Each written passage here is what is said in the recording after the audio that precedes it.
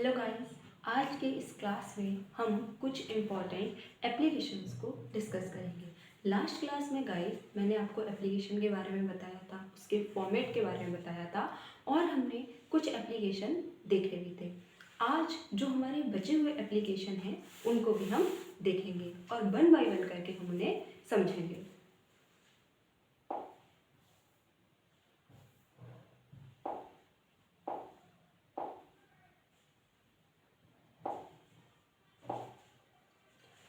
So guys, हमें application लिखना है। किस चीज़ का लिखना है?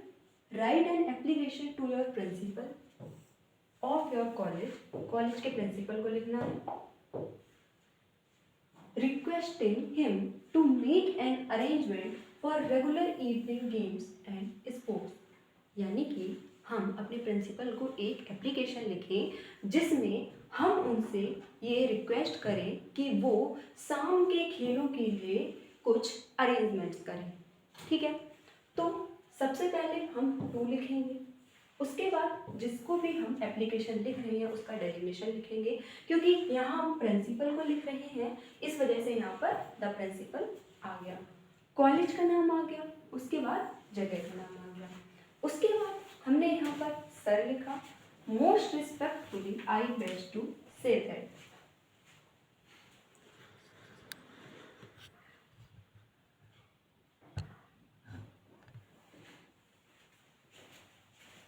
ये तो गाइस इतनी चीज़ हर एप्लीकेशन में जो हम प्रिंसिपल को लिखते हैं उसमें कॉमन रहती है। अब हम आगे की अपनी बात लिखेंगे, क्योंकि हमें प्रिंसिपल से रिक्वेस्ट करनी है कि वो शाम के खेलों के लिए अरेंजमेंट्स करें, तो हम उन्हें किस तरह से कहेंगे, चलिए देखते हैं। Most of the students of our college want to play hockey. हमारे कॉलेज के बहुत सारे विद्यार्थी हॉकी खेलना चाहते हैं।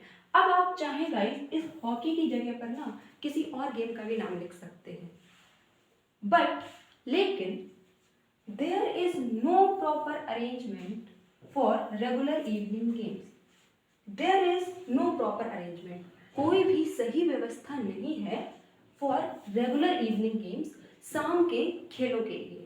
हमने सबसे पहले ये बताया कि हमारे कॉलेज के जो स्टूडेंट्स हैं वो किसी पर्टिकुलर गेम को खेलना चाहते हैं और हमारे कॉलेज में इसका कोई भी अरेंजमेंट नहीं है। आई देयरफॉर, मैं इसीलिए रिक्वेस्ट यू, आपसे रिक्वेस्ट करता हूँ, to make arrangements for evening game, कि शाम के खेलों की व्यवस्था की जाए।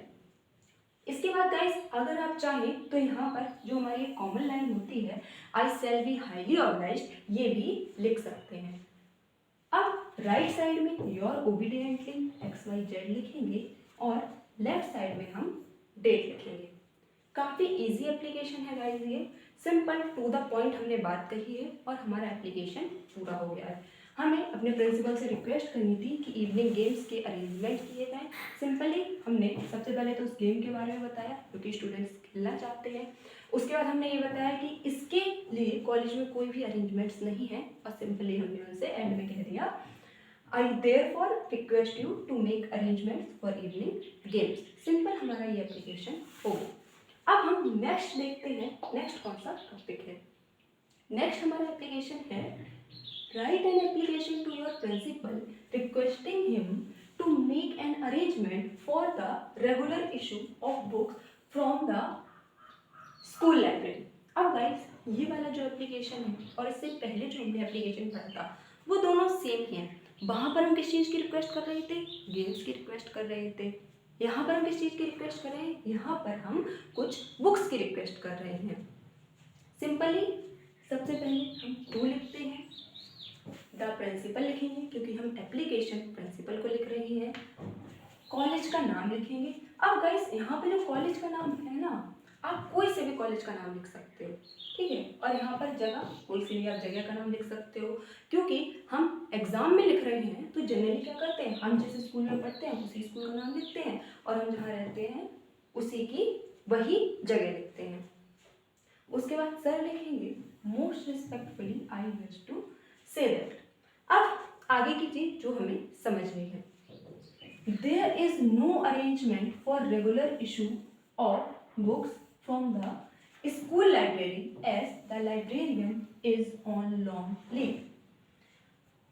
स्कूल में किताबों का कोई भी अरेंजमेंट नहीं है क्योंकि जो लाइब्रेरियन है वो काफ़ी समय से छुट्टी पर है। देखिए गाइस, यहाँ पर हम बात कर रहे हैं, मान लीजिए कोई स्कूल है, उसमें एक लाइब्रेरी है और उस लाइब्रेरी के जो लाइब्रेरियन है, लाइब्रेरियन वो होते हैं गाइस जो उस लाइब्रेरी की देखभाल करते हैं, यानी कि बुक्स को देना, बुक्स को वापस लेना, ये सारा जो काम होता है ये लाइब्रेरियन का होता है। और उस लाइब्रेरी में कितनी बुक्स हैं, किस किस तरह की बुक्स हैं, ये सारी चीज़ें भी लाइब्रेरियन को पता होती हैं। तो पहले हमने ये बताया कि कोई भी प्रॉपर बुक्स का अरेंजमेंट नहीं है क्योंकि जो लाइब्रेरियन है वो बहुत टाइम से छुट्टी पर है। आई देयरफॉर, मैं इसीलिए रिक्वेस्ट यू, आपसे प्रार्थना करता हूँ, to make an early arrangement for regular issue of books from the library in the interest of students. अब देखिए यहाँ पर ये जो चीज़ लिखी है ना, इन द इंटरेस्ट ऑफ स्टूडेंट्स, यहाँ पर इसका मतलब है गाइस कि बच्चों के हित में। जब भी इस टाइप का हम फ्रेज यूज करते हैं, इन द इंटरेस्ट ऑफ स्टूडेंट्स, इसका मतलब होता है गाइस बच्चों के हित में। मैं आपसे प्रार्थना करता हूँ कि आप जल्दी से जल्दी किताबों का अरेंजमेंट करें, किताबों को जारी करें लाइब्रेरी में बच्चों के हित के लिए या फिर बच्चों की सुविधा के लिए। Students will be highly obliged, जो बच्चे हैं आपके बहुत ज़्यादा कृतज्ञ रहेंगे। अब देखिए गाइस, इस वाले एप्लीकेशन में और इससे पहले जो हमने एप्लीकेशन जो पढ़ा है, उन दोनों में सिमिलैरिटीज़ देखिए। सबसे पहले हमने बात बताई कि हम क्या चाहते हैं, दूसरी चीज़ हमने ये बताई कि उस चीज़ की हमारे स्कूल में कमी है, प्रॉपर अरेंजमेंट नहीं है। तीसरा सेंटेंस हमने लिख दिया कि हम आपसे रिक्वेस्ट करते हैं इस चीज़ का अरेंजमेंट करा दीजिए। तीन चीज़ें हमें याद रखनी है और तीन चीज़ों में ही हमारा पूरा एप्लीकेशन कंप्लीट हो जाएगा। यहाँ पर राइट साइड पर हम लिखेंगे योर ओबीडिएंट XYZ, जो कि हर एप्लीकेशन में कॉमन होता है, और लेफ्ट साइड पर हम डेट लिख देंगे।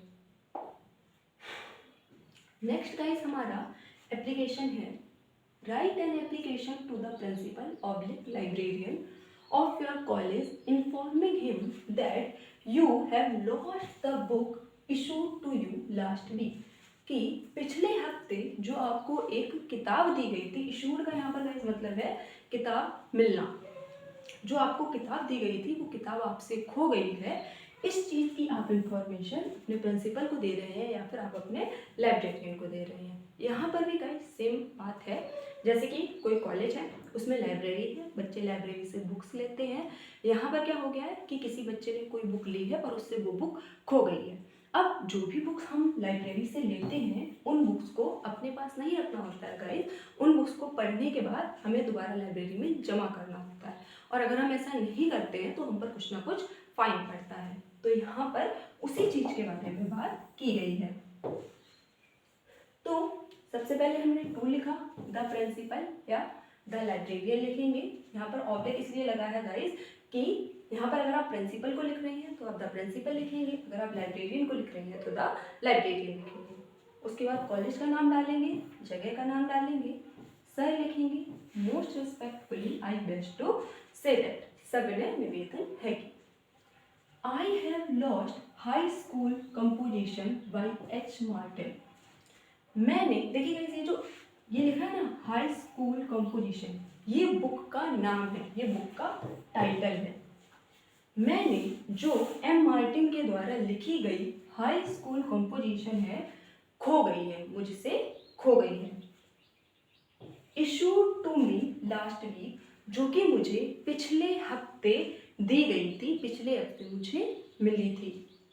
आई देयरफॉर, मैं इसीलिए, request you to let me know how much money I should deposit for the loss of the book.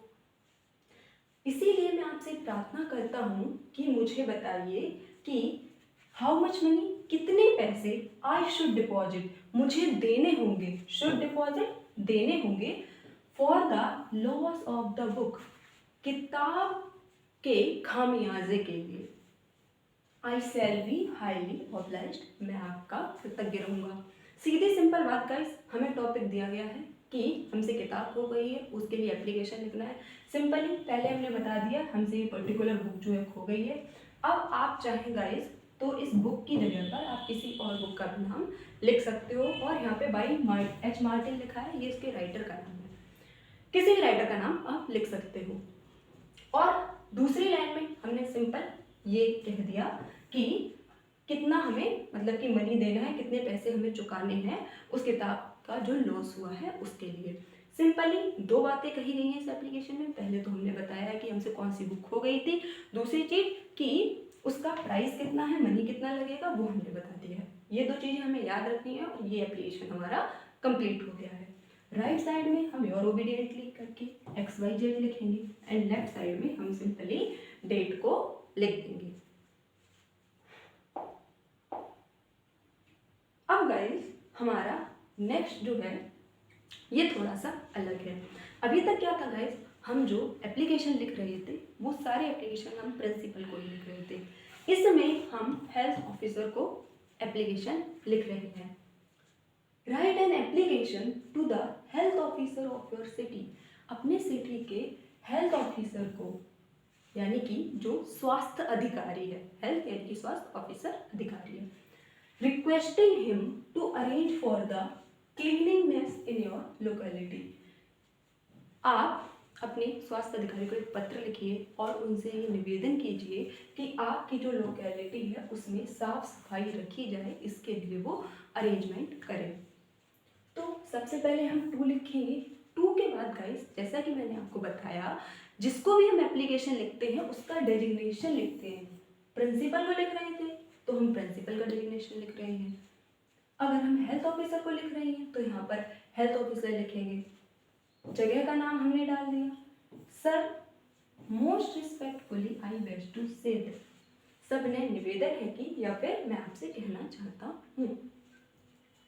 In the locality Nayaganj Ghaziabad, जो लोकेलिटी है नयागंज गाजियाबाद में, some fruit sellers throw out rubbish matter on the road. Fruit sellers का मतलब होता है guys जो फल विक्रेता होते हैं। थ्रो आउट का मतलब होता है गाइस फेंक देना। रबिश मैटर का मतलब होता है गाइस कचरा। ऑन द रोड, सड़क पर। हमारी लोकेलिटी नयागंज गाजियाबाद में कुछ फ्रूट सेलर्स हैं जो कि कचड़े को सीधे रोड पर फेंक देते हैं। द रिजल्ट इज दैट, इसका परिणाम ये हुआ है कि द होल एरिया, पूरा रास्ता या फिर पूरी जगह, is full of flies and mosquitoes, पूरी तरह से मक्खियों और मच्छरों से भर गई है। आई देयरफॉर, मैं इसीलिए रिक्वेस्ट यू, आपसे प्रार्थना करता हूँ, टू डू समथिंग, कि कुछ कीजिए, to keep the area clean, जो हमारी जगह है वो साफ रहे, in the interest of people living in the locality. अब देखिए गाइस, अभी जो हमने पढ़ा था ना एक पहले एप्लीकेशन, उसमें भी ये फ्रेज दिया गया था, इन द इंटरेस्ट ऑफ स्टूडेंट्स, ये दिया गया था। वहां पर क्या मतलब था उस चीज का, बच्चों के हित में। यहाँ पर क्या मतलब हो जाएगा, इन द इंटरेस्ट ऑफ पीपल लिखा है तो लोगों के हित में, लिविंग इन द लोकेलिटी, जो कि उस लोकेलिटी में रहते हैं। तो यहाँ पर गाइस देखिए ऐसी बात है, आप अपने हेल्थ ऑफिसर को एप्लीकेशन लिख रही हैं जिसमें आप उनसे साफ सफाई के लिए रिक्वेस्ट कर रहे हैं आपकी लोकेलिटी में। तो सबसे पहले हमने क्या बताया कि प्रॉब्लम क्या है। प्रॉब्लम ये है कि कुछ फ्रूट सेलर्स हैं वो कचरा फेंक देते हैं रोड पर, और उसकी वजह से क्या हो रहा है, मक्खियाँ और मच्छर आ रही हैं। और नेक्स्ट लाइन में हमने ओवरऑल हमने उनसे रिक्वेस्ट की कि कुछ कीजिए ताकि जो लोकेलिटी में लोग रह रहे हैं उनके हित के लिए कुछ कीजिए कि जो एरिया है वो क्लीन रहे। सिंपली हमने पहले बताया प्रॉब्लम क्या है, उससे हमें क्या नुकसान हो रहा है, उसके बाद उसको ठीक करने के लिए हमने उनसे रिक्वेस्ट की। राइट साइड में हमने योर फेथफुली लिखा। अब गाइस यहाँ पर हमने अब योर ओबीडियंटली का यूज कर भी सकते हैं, लेकिन यहाँ पर योर फेथफुली ज़्यादा सुटेबल रहेगा, क्योंकि आप यहाँ पर एक ऑफिसर को लिख रहे हैं यहाँ पर। उसके बाद हमें यहाँ XYZ डाल देंगे, यहाँ पर नेम नहीं डालना है, जिस चीज़ का हमें ध्यान रखना है। इधर हमने थैंकिंग यू लिखा है, उन्हें धन्यवाद कहा है, और गाइस आप इसी के नीचे यहाँ पर डेट भी डाल सकते हो। तो ये गाइस आज के हमारे कुछ इम्पॉर्टेंट एप्लीकेशंस थे जिनके बारे में हमने डिस्कस किया। एप्लीकेशन लिखते टाइम 2-3 चीज़ें तो हमें हमेशा ध्यान में रखनी है, वो क्या है? सबसे पहले तो उसका फॉर्मेट वो करेक्ट होना चाहिए। दूसरी चीज़ आप ये भी ध्यान रखिएगा गाइस, जैसे कि यहाँ पर कोमा लगा हुआ है, यहाँ पर कोमा लगा हुआ है, यहाँ पर कोमा लगा है और यहाँ पर कोमा लगा है। ये जो कोमास लगे हुए हैं ना गाइस, इनको भी आपको ध्यान रखना है। जैसे इसमें लगे हुए हैं, एप्लीकेशन लिखते टाइम आपको भी ठीक उसी तरह से ही कोमा लगाने हैं। आप जब गाइस इन सारी चीज़ों का ध्यान रखेंगे तभी आपको एप्लीकेशन में पूरे मार्क्स मिलेंगे। साथ ही आप अपनी स्पेलिंग्स पर बहुत ज़्यादा ध्यान देना कि आपसे कोई भी स्पेलिंग्स रॉन्ग ना हो। आज के लिए इतना ही। Thank you so much.